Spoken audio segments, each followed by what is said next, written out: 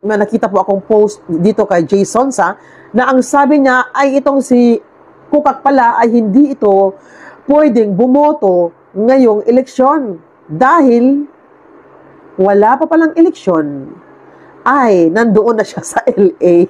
Sa madaling salita, nasa LA na pala siya ngayon. Narito ang Balitang Pinoy TV.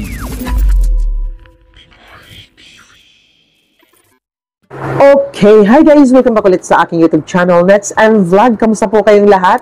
So ito nga po, kamakailan lamang ay hindi nga nakapagtimpi itong si VP Sara dahil nga sa patuloy na pambabatikos ng administrasyong ito sa kanya at sa kanyang pamilya, lalo na kay PRRD. So, hindi po siya nakapagtimpi, kaya ayon tuloy ay napilitan po siyang sabihin ang kanyang nalalaman patungkol kay Kukak sa mga nangyayari doon sa LA. Matatandaan po natin na si Maharlika po ang una nag-expose nito at pangalawa ay si Dean Chase. Pero si Dean Chase po ang nag-expose ng paulit-ulit. Siya po ang nagbibigay sa atin ng update dahil nga po siya ang unang nakakuha ng report doon po sa loob ng authorities doon sa LA. So, eto po, may nakita po akong post dito kay Jay Sonsa na ang sabi niya ay itong si Kukak pala ay hindi ito pwedeng bumoto ngayong eleksyon dahil wala pa palang eleksyon ay nandoon na siya sa LA. Sa madaling salita, nasa LA na pala siya ngayon. So, eto na nga ha. Eto po yung post niya. Sabi niya, 6 days before the election, iyong isang kilala namin hindi na pala makakaboto sa May 12 midterm national and local elections.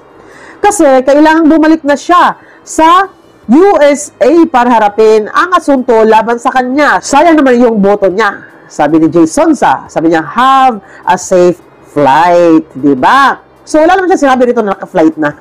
Ang nagsabi pala ay si Channel 167. Sigurado ako may mga GC ito mga to. No? May group chat sila. Nag-usap-usap yan. Kaya halos sabay-sabayan ka lang mga post. Ang sabi ni Channel 167, sabi niya, fake news daw yung police report ni Liza Ferrer. Eh, bakit nasa Amerika na siya ngayon? O, di ba? Nasa Amerika na daw eh. Totoo kaya ito? Well, malalaman naman natin yan eh. Kasi, kung nandoon na siya sa LA ngayon, ay uulanin na naman tayo ng mga throwback or edited pictures. Ayun, yan po ang totoo. Di ba? At, hindi lang yan. Kaya pala may bagong suot na bracelet si Butud. May GPS pala yun. Care of Beverly Hills para madali siyang hanapin kahit sa impyerno. Nang dahil sa post na ito, ay napabisi tuloy ako sa wall. Sa wall ni Kukak. Tinignan ko talaga at zinong. May suot na naman siyang bracelet, pero hindi ako sure kung yun ba talaga ang GPS. No? GPS bracelet po niya. Grabe, wala pala talaga siyang lusot, Kahit saan siya mapunta, ay malalaman po ng authorities sa LA kasi nga may suot-suot po siya nga tracker, Tracker GPS. Okay, so, ayun nga, same po sila, Halos same po sila ng post ni Jay Sonsa. May GC kayo, May GC kayo, Diba? Kasi sabay-sabay yung post niyo eh. Sabi din ni Channel 167, sabi niya, totoo ba na di na raw siya makakaboto sa May 12 dahil kailangan na daw niyang bumalik sa Amerika para harapin ang asunto sa kanya. Then a few minutes, nag-post na naman sa Channel 167. Yun nga po ang sabi niya na nandoon na nga raw etong si Butod. So, observe lang tayo guys. Once may papansin tayo sa kanyang wall ng mga posts na parang edited at saka throwback, yun na. Confirm. At kung sakaling wala siya sa zona ngayong taong ito, ibig sabihin, nandoon na siya sa LA. O, diba? So, eto na nga guys. So, eto na si Harry Roque. Ayun, bumanat. Dahil nga po, kay VP Sara, dahil nga po sa napanood niyang pasabog ni VP Sara patungkol kay Butod. Sabi niya, pinagpaliwanag po niya ngayon itong si Butod tungkol sa pagkakasangkot nito sa nangyaring insidente sa pagkamatay ng isang Pinoy sa Amerika dahil umano sa overdose sa droga. So eto, panoorin po natin si Harry Roque. So ngayon, ang tanong, anong ginagawa mo doon, Liza Araneta Marcos, nung namatay yung mayamang Pilipinong yon? At ang tanong, bakit nga napakatagal, di umano, bago nakatawag ng 911? Meron ba talagang nagsabi na wag muna kayong tumawag sa 911? Subukan natin, baka naman mag-recover dahil di umano, ang cause of death ay overdose daw. O, ano ginagawa mo in the company of someone na nagdodroga? At sabi nga nung isang vlogger, nakalagay daw doon sa pulse report na doon sa kung saan nakita yung bangkay, hindi na humihinga, napakadaming mga powdery white substance. So ang tanong, anong ginagawa ng First Lady of the Philippines doon sa lugar kung saan namatay ang isang mayamang Pilipino na di umano, napakadaming powdery white substance na nakapaligid doon sa bangkay na natuklasan? Madam First Lady, kinakailangan sagutin mo yan. Hindi po pwedeng tahimik ka na naman. Dahil ang suspecha ng marami, hindi lang suspecha, ang tanong ng marami, anong ginagawa mo in the company of someone na namatay, di umano, dahil sa drug overdose? At pangalawa, anong ginagawa mo doon sa lugar na napakaraming powdery white substance sa pinagdududahang cocaine? Meron ka bang kinalaman sa paggamit ng cocaine? Nagtatanong lang po kami, hindi pa kami nagbibintang. Pero kapag ikay na nahimik, hindi namin na magiging kasalanan yan kung magkakaroon kami ng opinion na siguro may kinalaman ka rin doon sa powdery white substance na nadiskubre ng kapulisan dyan sa Beverly Hills, doon sa lugar kung saan nila nakita yung katawan ng Pilipinong hindi na humihinga at mukhang namatay dahil sa drug overdose. Ma'am, kinakailangan sumagot ka dahil meron kang pananagutan bilang isang First Lady at hindi po pwede na dededmahin mo yan.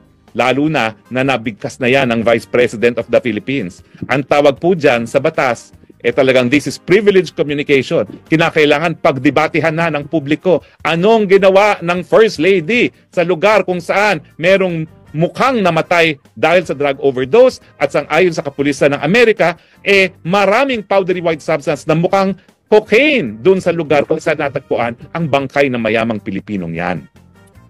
Sagot, sagot, sagot! Hindi po pwedeng manahimik. Karapatan ng taong bayan, we have the right to information on matters involving public concerns.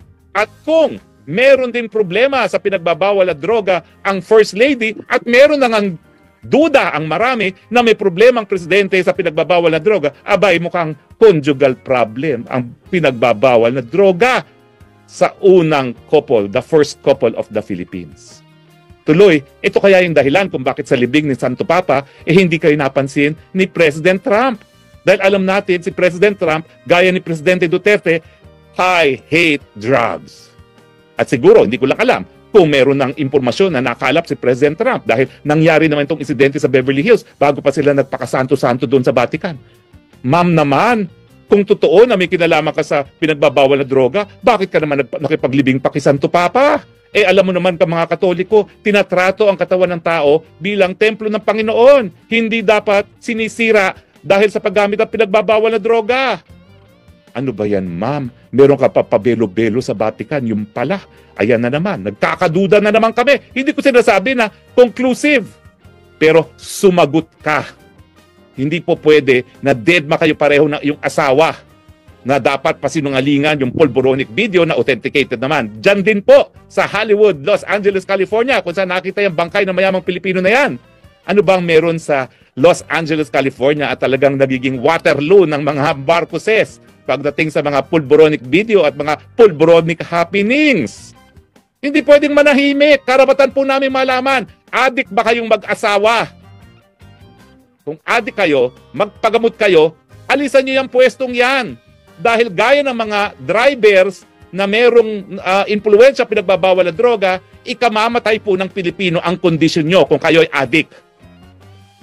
Marami naman po pwedeng maglingkod, kaya nga merong Vice President. At si Vice President po, nagpa-hair follicle test na po yan, negative. So po pwede po yan mag-drive din ng bus, po pwede rin yan mag-drive ng SUV, at walang po pwedeng mamatay. Awa ng Diyos naman, unless for talaga namang tinatawag nating yung natural causes na lang, no? Pero dahil nasa tamang pag-iisip, yun nga po.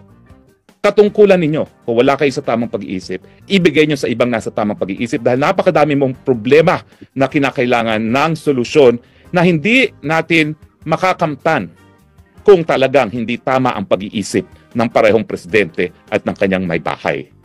Hindi ko po kayo binabansagan. Ang sinasabi ko lang, magsalita kayo.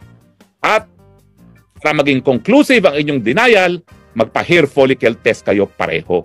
Meanwhile, nananawagan ako sa ating mga kapatid na mga Pilipino sa Amerika na meron ng American citizenship, matapos po ang investigasyon dyan, hindi na po nila po pwedeng ipagkait ang impormasyon. Yung ongoing police investigation bilang exception to freedom of information habang nagaganap pa po ang investigasyon. Pero matagal-tagal na pong panahon nakalipas, pwede nang ilabas kung anong resulta ng investigasyon. Please, yung mga Pilipino nating mga nandyan sa California, kasama na si Maharlika, pwede ba ho mag-FOI na kayo, mag-freedom of information na kayo nang malaman natin ano talaga ang papel, kung meron man, anong ginagawa ni First Lady doon sa lugar kung saan natagpuan ang bangkay na isang mayamang Pilipino na namatay di umano dahil sa drug overdose. Agree ba kayo sa aking mga sinasabi? Ito na nga mga kabalita. Ano na ang masasabi nyo patungkol sa balitang ito? Please comment down below mga kabalita. Pag-usapan natin yan sa comment section. At kung di ka pa nakasubscribe sa ating channel, baka naman